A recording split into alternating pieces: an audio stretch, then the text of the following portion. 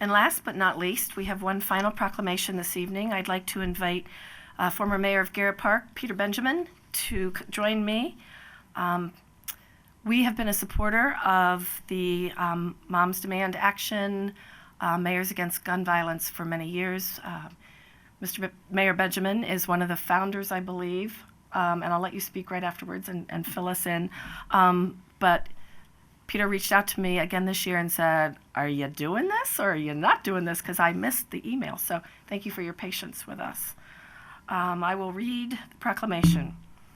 Whereas, in an average year in Maryland, 743 people die and more than 1,363 are wounded by guns. Maryland has the 25th highest rate of gun violence in the United States. Whereas Maryland has the 14th highest rate of gun homicides and gun assaults in the U.S., in Maryland, 79% of all homicides involve a gun, compared to 76% nationwide. And guns are the leading cause of death among children and teens. An average of 64 children and teens die by guns every year. And whereas Rockville, Maryland, and other cities across the nation are working to end this senseless violence with evidence-based solutions.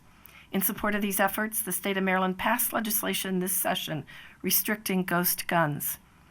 Whereas in January 2013, Hadia Pendleton was tragically shot and killed at age 15. And on June 2nd, 2023, to recognize the 26th birthday, what would be the 26th birthday of Hadia Pendleton, born June 2nd, 1997, people across the United States will recognize National Gun Violence Awareness Day and wear orange in tribute to Hadia Pendleton and other victims of gun violence and the loved ones of those victims. Whereas a vigil was held in Rockville, Maryland on May 27, 2022, to raise awareness regarding gun violence and to honor the lives of gun violence victims and survivors in our area and across the nation. And once again this year, City Hall will be lit up in orange lights, bringing awareness to this senseless violence. Whereas Rockville renews its commitment to reduce gun violence and pledges to do all we can to keep firearms out of the wrong hands and encourage responsible gun ownership to help keep our communities safe. Now, therefore, the Mayor and Council of the City of Rockville, Maryland, declare June 2nd, 2023 as Gun Violence Awareness Day, June 2nd to 4th, 2023 as Gun Violence Awareness Weekend, and June 2023 as National Gun Violence Awareness Month, and encourage all residents to support your local community's efforts to prevent the tragic effects of gun violence and to honor and value every human life. I'll second. Proclamation's been moved and seconded. All those in favor, please raise your hand. It is unanimous. Thank you. I am not going to shake your hand because I've just been coughing. So, Thank you. Mr. Benjamin, there is the proclamation.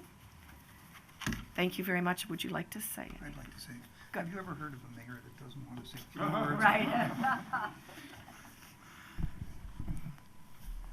Thank you, Madam Mayor, Mini Mayor, the members of the council, and everybody in the audience. There isn't a morning that I get up and get the Washington Post and look at the first page and see that there's either been a mass shooting somewhere in the United States or, inevitably, a number of shootings in the Washington metropolitan area. There are people dying every day, about 110 to 120 on the average every day from shootings in this country. There isn't an evening that I watch the news at 11 o'clock and the beginning of the news is breaking news. And very often that evening there is at least one mass shooting or a number of shootings in the Washington metropolitan area. It is really, really difficult to see why we allow this to happen. One of the statistics that is not in this resolution, in this proclamation, is that there are more than 400 million guns in the United States. Those are the legal guns, the ones we know about. There are not 400 million people in the United States, so we have more than one gun per person, which tells you how people get to walk around with guns and shoot other people. In the last year, the Supreme Court found a law that was in New York to be illegal. That law, and found it to be unconstitutional. That law prevented people from walking in public without a license carrying a gun. That law constrained where people could carry those guns. At this point, there is no law that says that you can't walk around in public with an AR-15 and nobody can do anything about it. And that is the type of gun that's used in most of these mass murders because it shoots numbers of bullets very, very quickly. One of the things that did happen in this year's session of the Maryland legislature was that 3 bills were passed that had to do with gun control. 2 of them had to do with trying to find a way to make what the Supreme Court had found to be unconstitutional acceptable. And those 2 bills first determined what kinds of people are allowed to have guns and what do you have to be like in order to be trusted to walk in public with a gun. And the second bill was where can you carry them? For instance, it says you cannot carry a gun into this room while we're having a meeting.